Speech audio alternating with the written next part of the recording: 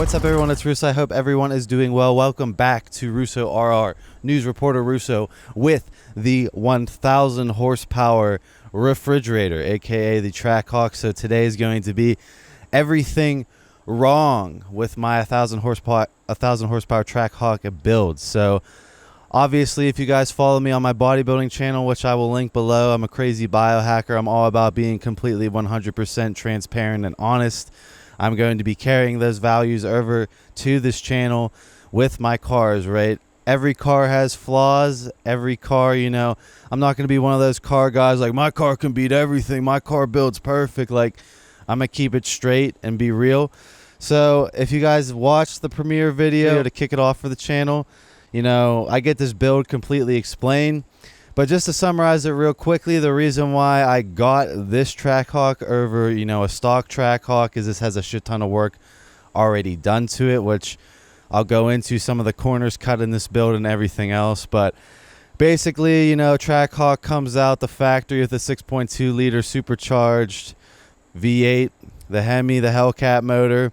This one is a 7-liter, completely built, Manly forged rods, pistons, custom camshaft, valve train work, and obviously the 7-liter stroker kit. So this is a 7-liter Hemi build, which puts you at 426 cubic inches, I think it's called, CI. I don't know. I need to brush up on my car terminology as we go on. Bear with me. This is like the third video I made, but yeah, basically this already had a ton of work done to it. Anyone who knows me knows that I leave none of my cars stock whatsoever, and if I bought a TRACKHAWK, I would start modding it. So this has a lot of the big money mods already done and months of work already wrenched on.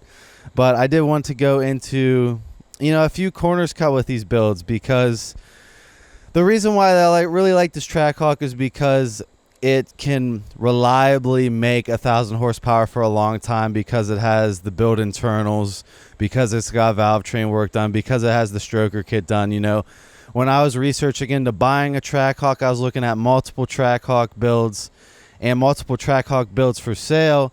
And the other TRACKHAWK that I was thinking about buying was making 1,000 horsepower as well, but it was making 1,000 horsepower on the normal 6.2 liter motor without any forged internals. He just did smaller pulleys, and he also did E85, and he was apparently cranking out close to 900 wheel from what I saw in his dyno sheets. That's not maintainable in my opinion. That's pushing the car too hard. This is my daily, and I want to comfortably know that the engine can completely tolerate the boost in power. But let's get into the corners cut in this build. So this build was built at Sirius HP in Houston. I'm not dogging the shop, and I am not dogging NFI Empire in this video. I'm just saying it how it is.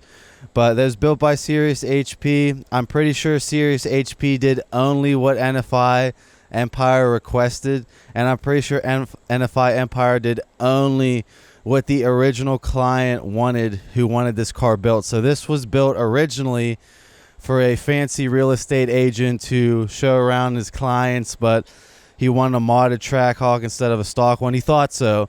And then when they completed this TRACKHAWK, he said it was too rowdy. He said he didn't like it, and basically gave it back to them and paid some of the cost of the mods off. It was one of their, you know, wealthier clients. So, you know, it just sat there, right? So this was built for someone basically told NFI Empire what mods he wanted done, and then Sirius HP did only what NFI Empire said. But I do want to go into a couple issues with the build. You know, I'm always going to keep it real here. If you guys follow my bodybuilding channel, you know that I am not one to bullshit anything. I am not one to say all my car builds are perfect and everything. You know, when I get my other two cars, I will roast them just as much as this one. But if we pop the hood, so like I said, this is essentially like a stage 4 build. No oil catch can. No oil catch can. That has me beyond confused. Like, an oil catch can I would put on a stock Challenger RT. Like, I don't understand why there's no oil catch can. That's normally the first mod you do. But this build does not have an oil catch can on it. It blows my mind.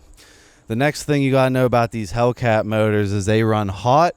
So normally you could get a meth exchanger on the top, so you would change this top part with a meth exchanger, or you could do a heat exchanger. So mine doesn't have any cooling mods whatsoever. So right off the bat, that needs addressed, right? I want the oil catch can because every time me and Dante were doing big, wide open throttle pulls, we were smelling oil after, because if you redline this motor, it's going to shoot a little bit of oil out. That's just how this motor behaves. And normally you would have a can to catch that and recycle the oil. So that's kind of strange to me, especially on a 7-liter stroker motor. What? And it doesn't have any heat exchangers. So as me and Dante were doing pulls, it's going to make less and less power as it gets more and more heat soaked. So these are active vents that filter the hot air out. And I will say, after hooning it and just sitting it and, you know, going back in my house, I can come out 30 minutes later and these are still hot. So the cooling issues is what needs tweaked on this build for sure. It's like little bullshit things that were skipped over that kind of irritate me, right? Because the main big money mods are done on this. The completely built motor, custom camshaft, but just like no oil catch can, no sort of heating and cooling ever, no sort of heating and cooling mods whatsoever. So that has me confused. And then the last thing that has me confused is the throttle body is stock on this motor. So what? Like, I don't, like, this is what I don't get. Like, this build obviously has some corners cut. You know, the main big money mods are done. These mods I'm listing out are not that expensive, right? Obviously, it's going to require a little bit more tweaking, a little more tuning. But if you're going to build a motor to this capacity, like, so basically with the stock throttle body, there's like no power, no power, no power. The throttle body opens like at the very bottom when it's close to being floored, and then boom. You know, this is making currently with the setup of pulleys it has on it right now around 800, 850. So it's like 850 horsepower at the very bottom. You have no way to modulate the throttle at all. So right off the bat, before I start really beating the shit out of this car, I'm going to do heating and cooling mods. I'm going to do an oil catch can, and I'm going to do a throttle body. The next thing I wanted to get into that's wrong with this TRACKHAWK is the tune. So I don't know if this is tuned or not. To me, it feels like it's not tuned, but like I said, I already anticipated to have issues with a TRACKHAWK that's built to this degree. So it's not like, oh, you should never buy a modded car. It's like, no, I'm cool with buying this modded car and fixing all these issues because it's minor little things.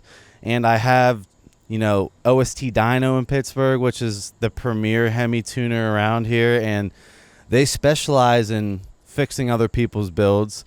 And then I have Nima, who does all my other car builds, who also could fix this thing depending on his work schedule. So I have two guys. Like, when I bought this, I knew that I needed a special guy to tweak this build, most likely, and I was correct.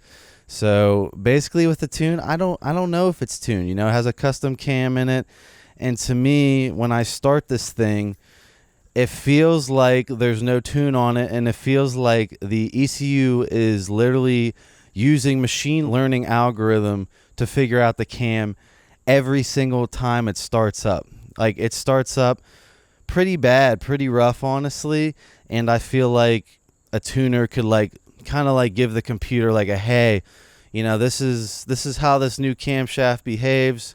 Here's the fuel to air to use, versus like it figures it out on its own. And I'm going to start it so you guys can hear the cam.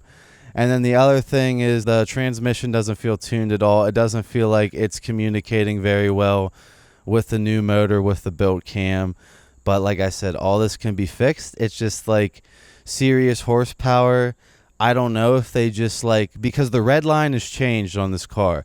It redlines to above what it does out of stock, meaning that serious horsepower went in there and boosted the red line because it has forged internals, so you can rev it higher now. But I don't think it was tuned. I really don't. I think that once I get this tuned, it's going to drive perfectly. But, you know, Dante can agree that it is very jerky and that it's not just me who doesn't know how to fucking drive. It's very jerky. And I'm going to let you guys hear the cam. So like I said with this cam, sounds amazing when it figures out how the fueling works, right? When I start it right now, you're going to notice like it's like trying to figure out how to do the cam because the cam is so different from the stock cam. So each time I start it, it's like trying to figure it out every time. And that's fine right now because it's super hot. You know, it's in the summer right now in Pittsburgh. But this is my daily, and this will be cold started like around 10 degrees in the winter. That's when it might not run right. So I have to get this fixed before winter. But here, it sounds amazing. It sounds amazing. And this is also completely stock. You know, mufflers are still on it. Resonator is still on it. The exhaust is completely stock. I will be changing that in a future video. But yeah, this is completely stock. But the cam sounds glorious. But it needs some tuning to figure it out.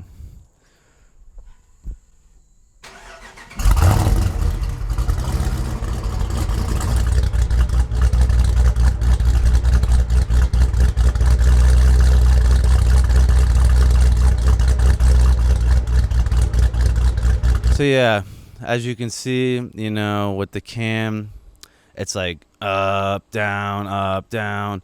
Like, if the cam's tuned correctly, in my opinion, it should have like a startup sequence, and then it should go right into that deep, like gurgly lope, like a constant, like like a constant lope.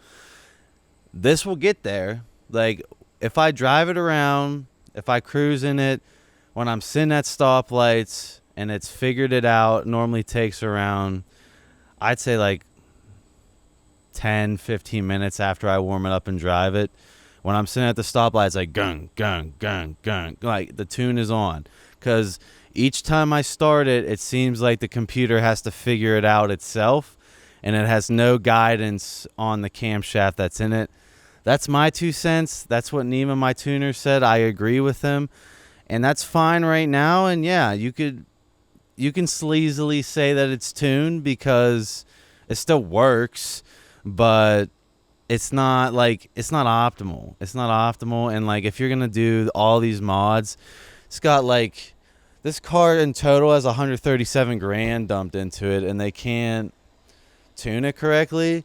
But that's fine. That's a common thing with these. I legitimately think that when I take it and get it tuned correctly, that it will start up. It might figure it out for like 2 or 3 minutes, and then boom, like constant gung, like hard lope. Because this will hard lope. This gets into a nice lope after I drive it around and let the algorithm figure out the camshaft that's in it. But the whole point of the tune is to let the engine know the type of camshaft that's in it, and at least get it like much closer to where it's like, what the fuck is this cam? And then it's trying to figure it out, and then you're hearing what we just heard right now, where it's like going up, down. Then it's all like charcoaly, and then it like might find a lope for a couple seconds, and then it goes up, down. So that's the main thing. And then the transmission, it's not communicating very well with the current setup right now. It is very jerky in certain situations. Now you can manually shift it, but it's very confused when you come to a quick stop because of that camshaft. So that's the issues.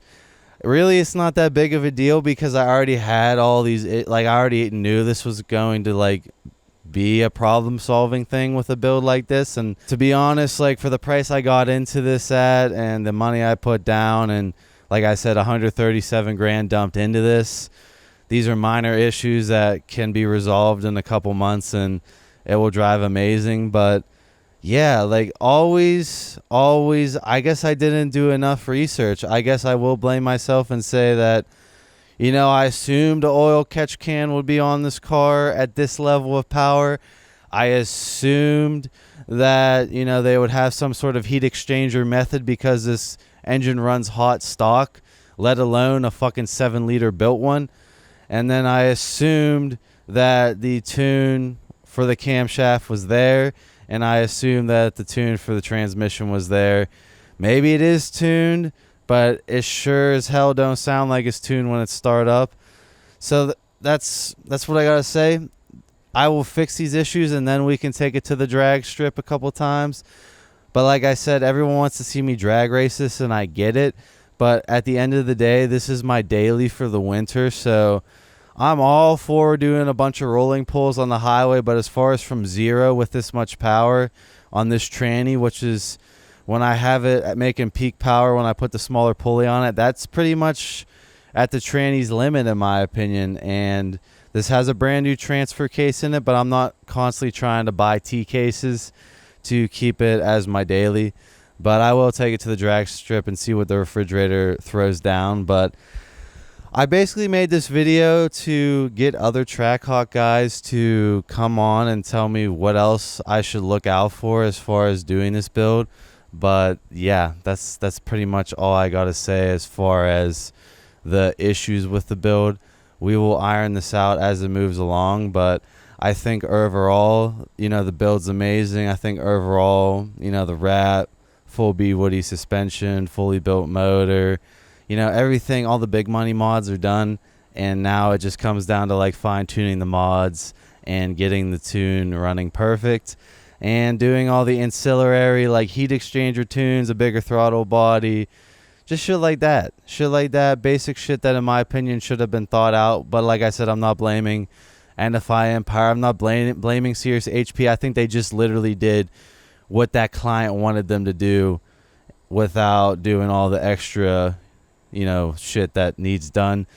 But you can't cut the corners, and this is an example of getting to 1,000 horsepower with cutting a couple corners. My Audi, when that gets done, just know that it has 0 corners cut whatsoever. When my Audi's done, there is not one corner that was cut on that build. This one had a couple corners cut to save some money, and at the end of the day, the final product, it's not running as cool as it could be, and you're not utilizing that expensive engine as much as it could be. So that's my thoughts on the refrigerator, guys. Leave your comments down below what else I should do as far as mods go. I will see you guys in my next video.